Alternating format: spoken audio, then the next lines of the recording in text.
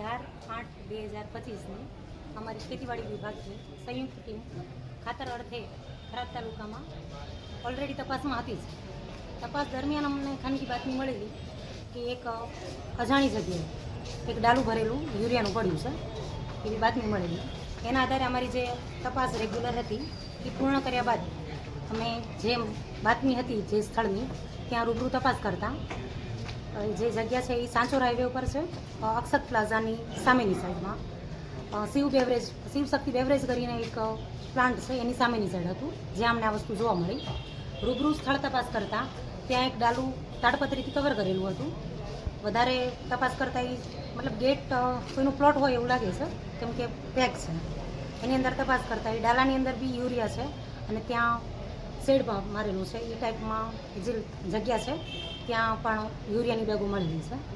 હવે એ કોની છે એનું કોઈ માલિક ત્યાં સ્થળ પર જણાયેલ નથી અને ડાલા પર એક નંબર નોટ કરેલો હતો. એમનો કોન્ટેક્ટ કરતાં પણ એમને કંઈ વિગતો આપી નથી કે વ્યક્તિ હાજર થયેલા નથી. યુરિયા ખાતર સરકારની સબસિડીવાળું હોય એને આવી રીતે બિનવારસિક રાખી શકાય નહીં. તે માટે વધુ તપાસ અર્થે અમારી સાથેના સરે અહીંયા પોલીસ વિભાગમાં જાણ કરતાં પોલીસની ટીમ સાથે આગળનું રોજકામની કાર્યવાહી કરેલ છે અને હાજર જે જતો હતો એને પોલીસ સ્ટેશન થરાદમાં લાવેલ છે.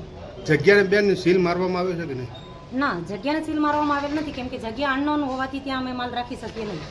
નહીં, આપે કીધું ને કે ચારે કોરા એક હાઈ પેક હતું ભાઈ, પણ એ લોક તૂટે ન તૂટે એ સેફટી ન રહી શકે અને કોઈ જવાબદાર વ્યક્તિ ન હોય તેને કસ્ટડીમાં ન રાખવાથી માલ પોલીસ સ્ટેશન થરાદમાં રાખેલો છે. બેન ગઈકાલે ક્યારે પકડાયું આ ડાલું? અંદાજે 5:30 પછીની અમને બાતમી મળેલી હતી. તો બેન 5:30 પછી અમે તપાસ કરેલી. 24 કલાક જેવો તો સમય થઈ ગયો ને? ફરિયાદ કેમ અત્યારે આજે? જો કાલે 4:30 સુધી અમે અહીંયા ખરીદીને અરજી આપેલી છે. લેતા આટલો ટાઈમ થયો છે, અરજી ઓનલાઈન થશે, બાકી સવારના અહીંયા છીએ. તો જે રેગ્યુલર પ્રોસેસ છે એમાં ઓનલાઈન થશે.